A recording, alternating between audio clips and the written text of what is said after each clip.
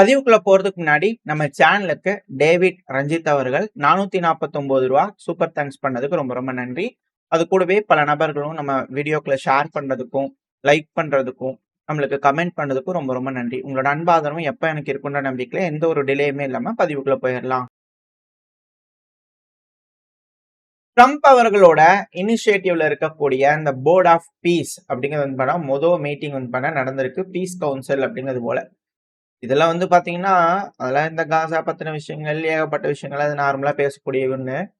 இதுல பி-2 பாம்பர் ரக விமானம். அத வந்து பாத்தீங்கன்னா, பறக்கக்கூடிய கருப்பு மேகம் அப்படிங்கிறது போல ட்ரம்ப் அவர்கள் பேசியிருந்தாரு. நீங்க யோசிச்சு பாருங்களேன், அப்படியே பறக்கக்கூடிய கருப்பு மேகம் அப்படியே போம்போது, சவுதி அரேபியா அந்த ஏரியால கூடிய யாருமே அத எதுவுமே பண்ண முடியல, கண்டுபிடிக்க முடியல, எதுவுமே பிடிக்க முடியாது அப்படிங்கிறது போல பல்வேறு விஷயங்கள் அந்த ஈரான வந்து தாக்குறதுக்காக யூஸ் பண்ணியிருந்தாங்க இல்லையா? இந்த ஆப்பரேஷன் மிட் நைட் ஹேமர். அந்த விமானம் வந்து பாத்தீங்கன்னா, ஒரு மிக முக்கியமான ஒரு விஷயம். அது போல ஈரானோடத நாங்க அழிச்சோம் அப்படிங்கிறது போல.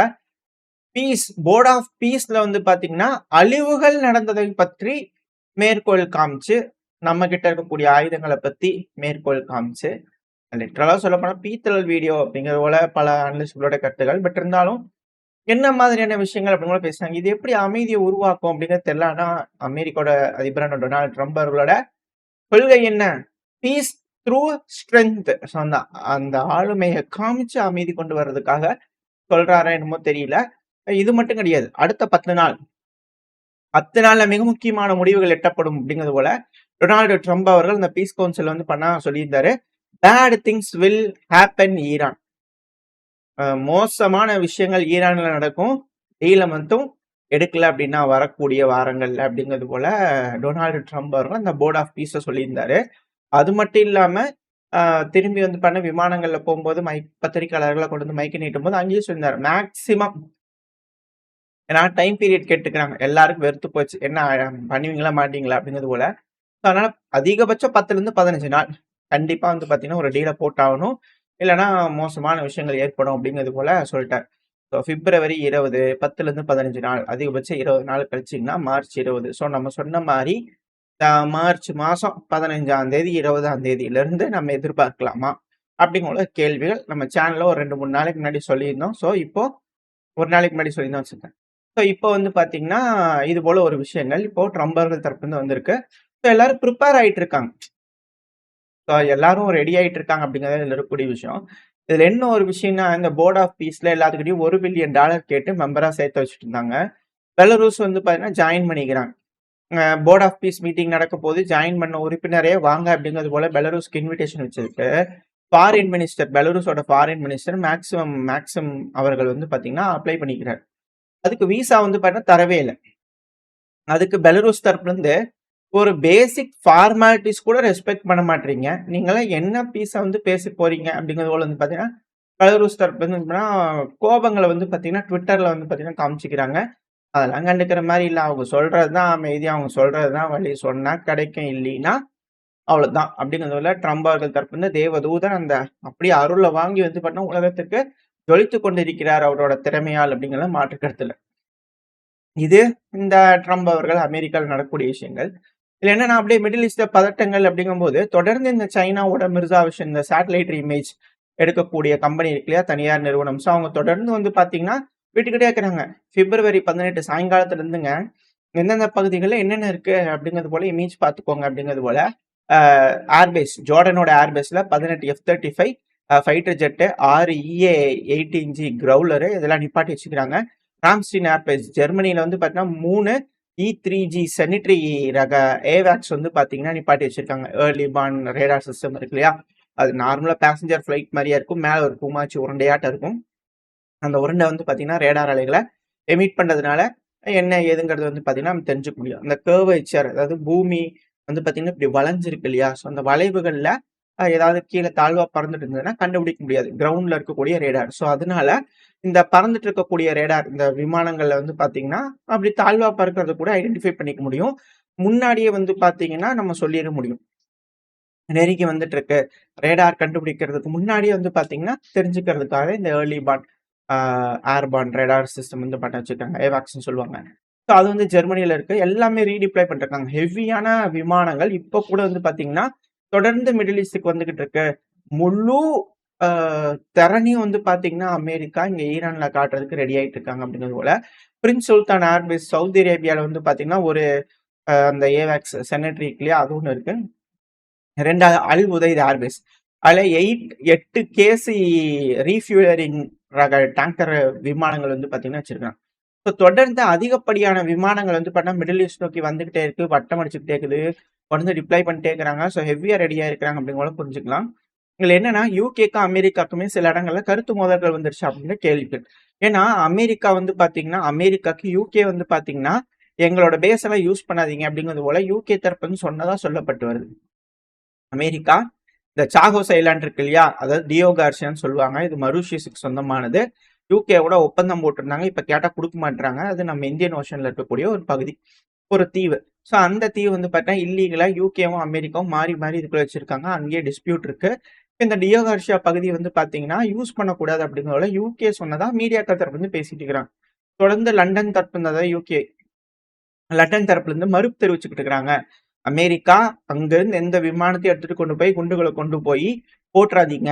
இல்ல வேற எங்கேயா டேக் ஆஃப் பண்ணி கொண்டு போய் குண்டுகளை போட்டு அங்க வந்து டிப்ளாய் பண்ணிடாதீங்க. அட்டாக் பண்றீங்கன்னா அதெல்லாம் யூஸ் பண்ணாதீங்க அப்படிங்கிறது போல மிரட்டல்கள் ஈரானை தாக்குதல் பண்ணதுக்கு பண்ணாதீங்க அப்படிங்கிறது போல யூகே தரப்புன்னு சொன்னதா சொல்லப்பட்டு வருது. இங்க அமெரிக்காக்கான ஆதரவு அலைகள் அப்படிங்கிறது குறைஞ்சுகிட்டு இருக்கக்கூடிய சமயத்துல ஈரானுக்கான ஆதரவு அலைகள் அப்படிங்கிறது பெருகிக்கிட்டே இருக்கு.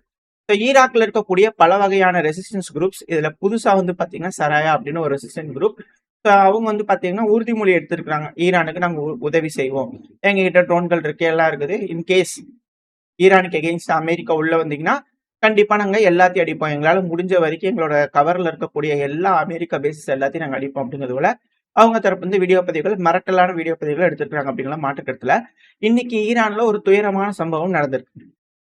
ஏர் ஏர்ஃபோர்ஸ் ஈரானோட ஏர்ஃபோர்ஸுக்கு சொந்தமான விமானம் வந்து பார்த்தீங்கன்னா, ஒண்ணு கிராஸ் ஆயிருக்கு. அது நைட் டைம் ட்ரெய்னிங் எடுத்துட்டு இருக்கும்போது, ஹம்தான் ப்ராவின்ஸ்ல வந்து பார்த்தீங்கன்னா, ஒரு பைலட் வந்து பார்த்தீங்கன்னா இறந்துட்டாரு. இன்னொருத்தர் சர்வை ஆயிட்டாரு அப்படிங்கிற போல செய்திகள். அந்த இறக்கக்கூடிய பைலட் வந்து பார்த்தீங்கன்னா, ஃப்ரோஸ்மேன் நபர். அந்த பேர் கொஞ்சம் கரெக்டா அந்த இமேஜ் இருக்காரு அவர்தான். எஃப்-5 ரக விமானம் டேக் ஆஃப் பண்ணி போயிட்டு இருக்கும்போது, இன்கேஸ் ஏதோ ஒரு மிஷன்ல வந்து பண்ண ஏதோ ஒரு ஃபெயிலியர் காரணமாக இது போல நடந்திருக்கு அப்படிங்கிறாங்க. ஆ இக்கட்டான சூழ்நிலை. பைலட்ஸ்ங்கிறது ரொம்ப முக்கியமா தேவைப்படக்கூடிய ஒரு சூழ்நிலை. ஸோ இந்த சமயத்துல வந்து பார்த்தீங்கன்னா, ஈரானுக்கு இது ஒரு பின்னடைவா இருக்கும் அப்படிங்கிற பலரோட கருத்துக்கள். பட் இருந்தாலும் பார்ப்போம். இந்த அளவுக்கான அழுத்தங்களையும் ஈரான் வந்து பார்த்தீங்கன்னா, சமாளிக்கிறாங்க அப்படின்னா, கண்டிப்பா அவங்க வந்து பார்த்தீங்கன்னா, உள்நாட்டிலேயே இருக்கக்கூடிய ஆயுத உற்பத்தி திறன், அவங்களோட ஆயுதங்கள் மேல அவங்களுக்கு இருக்கக்கூடிய நம்பிக்கை. அட் த சேம் டைம் பல நாடுகளும் ஈரானுக்கான ஆதரவுகளை வந்து பார்த்தீங்கன்னா தெரிவிச்சுக்கிட்டு இருக்காங்க. இதுல சைனா, ரஷ்யா. ஸோ இப்ப இவங்களோட இணையக்கூடிய ஈரான் வந்து பார்த்தீங்கன்னா, பெர்மனன்ட் ரெப்ரசன்டேட்டிவ் இவங்களுக்கு அலோகேட் பண்ணியிருப்பாங்க இல்லையா? இந்த அணு உலை சம்பந்தமான விஷயங்கள் பேசுறதுக்கு. ஸோ ஐஏஏவோட டைரக்டர் ஜெனரல் கிராசி அவர்களை வந்து பார்த்தீங்கன்னா பார்த்து பேசிக்கிறாங்க. ஏன்னா, ஈரானோட அணு உலையெல்லாம் வந்து பண்ணா மானிட்டரிங் மிஷனுக்கு ஐஏஏக்கு தடை விதிச்சிருக்காங்க. ஏன்னா, நீங்க உளவு தகவல குடுத்து இஸ்ரேலுக்கு, அமெரிக்கா குடுத்து எங்க மேல தாக்குதல் பண்றாங்க. அப்படியே அவங்க எங்க மேல தாக்குதல் பண்ணதுக்கு நீங்க எந்த ஒரு நடவடிக்கையும் எடுக்கல. ஸோ அதனால வந்து பார்த்தா கண்டனங்களுக்கு ஒரு ஒரு இதுன்னு சொல்லிட்டு அவங்கள அலோவ் பண்ணாம வச்சுக்கிறாங்க. இப்ப இவங்கலாம் உட்கார்ந்து பார்த்தீங்கன்னா, ஒரு டிஸ்கஷன் பேசியிருந்துக்கிறாங்க. ஆ இது எந்த மாரியான பொலிட்டிக்கல் அப்புறம் டிப்ளமேட்டிக் சொல்யூஷன் குடுக்க போகுது. ஏன்னா, அமெரிக்காக்கு, ஈரானுக்கு நடுவுல இருக்கக்கூடிய சிக்கல்ல இதுவும் ஒரு மிக முக்கியமான ஒரு பிரச்சனை. இத எப்படி தீர்க்க போறாங்க அப்படிங்கிறத வெயிட் பண்ணி பார்க்கலாம். ஸோ பேச்சுவார்த்தைகள் அப்படிங்கிறது ஒரு சைடு நடந்துகிட்டு தான் இருக்கு. இப்ப இப்படி இருக்கும்போது தான் ஆ ஈரானுக்கு வந்து பார்த்தீங்கன்னா, இது போல தாக்குதல் பண்றதுக்கான மிரட்டல்கள் எல்லாமே வந்துகிட்டு இருக்கு. பேச்சுவார்த்தை ஒரு சைடு, மிரட்டல்கள் ஒரு சைடு அப்படிங்கிறது நடந்து இது வந்து பார்த்தீங்கன்னா, இந்த ஈரான், அமெரிக்கா பிரச்சனையில் நடக்கக்கூடிய விஷயங்கள். நம்ம அப்படியே ரஷ்யா, உக்ரைன் பிரச்சனைக்கு வந்துட்டோம் அப்படின்னா, அமெரிக்காவோட அதிபரான டொனால்டு ட்ரம்ப் அவர்கள் சாங்ஷன் போட்டிருப்பாங்க இல்லையா? இதுக்கு முன்னாடி பைடன் அவர்கள் தரப்பிலிருந்து போடக்கூடிய சாங்ஷன்ஸ். ஸோ அதெல்லாம் நீடிச்சுக்கிறார். இருக்கட்டும். ஒண்ணும் பிரச்சனை இல்ல. இப்போதைக்கு முடியிற மாரி தெரியல ரஷ்யா, உக்ரைன் பிரச்சனை. அதனால வந்து பார்த்தீங்கன்னா, போட்ட சாங்ஷன்ஸ்லாம் கொஞ்சம் ரினியூ பண்ணிக்கோங்க. 2014 இருந்து போடக்கூடிய சாங்ஷன். இந்த கிரீமியாவ அபகரிச்சுட்டாங்க ரஷ்யா அப்படிங்கிறது போல போட்டிருந்தாங்க இல்லையா? ஸோ அந்த டைம்ல இருந்து வந்து பார்த்தீங்கன்னா, இப்ப வரைக்கும் சாங்ஷன்ஸ் வந்து தான் போட்டிருக்காங்க. ஸோ மார்ச் 6, 2026 தாண்டியும் ஏன்னா அப்ப முடிவடைய போகுது. ஸோ அத தாண்டியும் இது தொடரும் அப்படிங்கிறது போல ட்ரம்ப் அவர்கள் கையெழுத்து போட்டுருக்கிறாரு. ஸோ இந்த சாங்ஷன்ஸ் அப்படிங்கிறது இப்போதைக்கு முடியறதுக்கான வேலைகள் எதுவும் தெரியல. At the same time Zelensky அவர்கள் கதற ஆரம்பிச்சுக்கிறாரு. எனக்கு தெரியும். அமெரிக்காவா இருக்கட்டும், யூரோப்பியன் யூனியனா இருக்கட்டும், டிஸ்கஸ் பண்ணிட்டு இருக்கிறாங்க. யூரோப்பியன் யூனியன் அப்படின்னா, யூரோப்பியன் யூனியன்ல இருக்கக்கூடிய சில யூரோப்பியன் நாடுகள். அமெரிக்காவோட இணைஞ்சிட்டு பேசிக்கிட்டு இருக்கிறாங்க. புதுவிதமான ஒரு ஒப்பந்தம் ரஷ்யாக்கும், நேட்டோக்கும் நடுவுல, அதாவது ரஷ்யாக்கும், நேட்டோக்கும் நடுவுல ஒப்பந்தங்கள் போறதுக்கான பேச்சுவார்த்தைகள் நடந்துகிட்டு இருக்கு. அந்த டாக்குமெண்ட்லாம் இருந்தாலும் அத பத்தி பேசிட்டு இருந்தாலும் ஆச்சரியப்படுறதுக்கு இல்ல. இதுல இருக்கக்கூடிய இம்பார்ட்டான விஷயம் என்னன்னா, நேட்டோல நம்மளுக்கும் ஒரு இடம் இருக்கணும்ன்றதுல, அத பத்தி அந்த டிஸ்கஷன்ல இருந்ததுன்னா பரவால்ல. ஏன்னா, ரஷ்யன்ஸ் இருக்காங்க இல்லையா? அதுக்கு ஒருபோதும் அனுமதிக்கிறது இல்ல. அமெரிக்கா அவங்களோட சேர்ந்து பேசிக்கிட்டு இருக்காங்க. ஸோ அதனால நம்மள சேர்த்தாம கூட அவங்களே கூட பேசிக்கலாம், எல்லாரும் பண்ணிக்கலாம். ஆனா சர்ப்ரைஸ் ஆகுறதுக்குலாம் இதுல எதுவும் இல்ல. அவங்க என்ன வேணாலும் செய்யலாம். நம்ம அதுக்கேத்த மாரியான விஷயங்களுக்கு தயாராயிக்கணும் அப்படிங்கிறது போல ஜெலன்ஸ்கி அவர்கள் தரப்பிலிருந்து கதறல்கள் வந்திருக்கு. இப்ப வெயிட் பண்ணி பார்ப்போம். இந்த ரஷ்யா, உக்ரைன் பிரச்சனை, ஈரான், அமெரிக்கா பிரச்சனை, இந்த பிரச்சனைகள்லாம் எப்படி முடிவடைய போகுதா? இல்ல மிகப்பெரும் அளவுல பிரச்சனைகள் உருவாக போகுதா? அப்படிங்கிறத வெயிட் பண்ணி பார்த்துடலாம். ஓரளவுக்கான தகவல்கள் இந்த பையில பார்த்திருப்போம்னு நினைக்கிறேன். இதோட இந்த பையனா முடிச்சுக்கலாம். இந்த பதிவு எப்படி இருந்துச்சு உங்களுக்கு பிடிச்சிருக்கா? பிடிச்சுனா லைக் பண்ணிட்டு உங்க ஃப்ரெண்ட்ஸும் அப்படியே ஷேர் பண்ணிக்கோங்க. அது கூடவே மறக்காம நம்ம சேனலை சப்ஸ்கிரைப் பண்ணா மறக்காம சப்ஸ்கிரைப் பண்ணிக்கோங்க. அப்பதான் நம்ம போடக்கூடிய வீடியோக்களை வச்சு யூடியூப் 4 பேத்துக்கு ப்ரொமோட் பண்ணும். உங்களோட அன்பாதரவு எனக்கு எப்ப இருக்கும்னு நம்பிக்கையில அடுத்த பையன் உங்களை சந்திக்கிறேன். அது வரைக்கும் ஸ்டே சேஃப். பை.